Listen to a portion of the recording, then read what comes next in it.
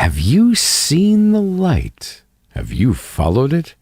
Do you feel you have a new heart, a new soul that's replaced your old one that was overburdened with life problems? Have you cast a glance on your past life? Do you feel you're at a crossroads? Yes, everything will change. Your habits, your dealings, yet the biggest change will be here, in your heart. It's the one that motivates all other changes. A Muslim who is close to God experiences unique feelings unshared by anyone else. Such feelings cannot be described except through the use of similes and metaphors. It's akin to feeling oneself under the care of the one who is able to accomplish everything, the Supreme who knows everything. So, what and whom do we fear?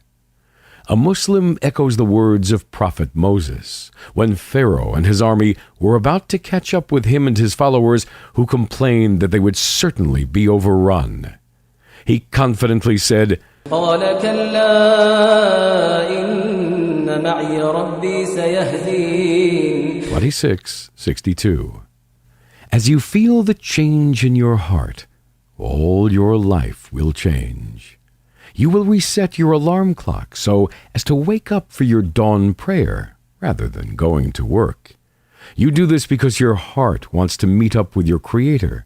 You do this 5 times every day: before sunrise, at midday, mid-afternoon, after sunset, and at night.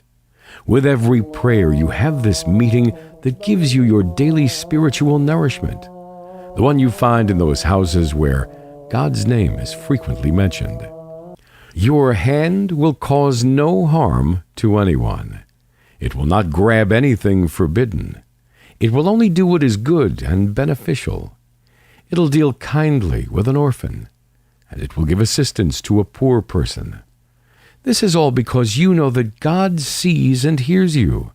Therefore, you worship Him as if you see Him. Well, He sees you even though you do not see Him. Your eyes will not look at what God has forbidden, because you realize that what God has forbidden is unsightly and gives you a feeling of disgust. God has made the forbidden hateful to you, and you love what is permissible. Now you will feel what is forbidden jars on your ears. You will prefer to listen to a Quranic recitation. Your heart needs nourishment, and the best it has is God's words. Your mouth will not take in anything forbidden. No intoxicant, no pork, no drugs. Islam forbids all that affects the human mind. Your legs will not walk to a place where what God has forbidden is practiced. You feel the serenity in places where God is obeyed, and you experience worry where He is disobeyed.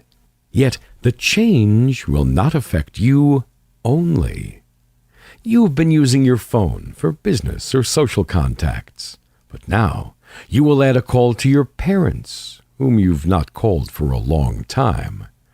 They are advancing in years, so you must speak tenderly to them. Tell them you have become a Muslim and that God has given your heart the light of Islam.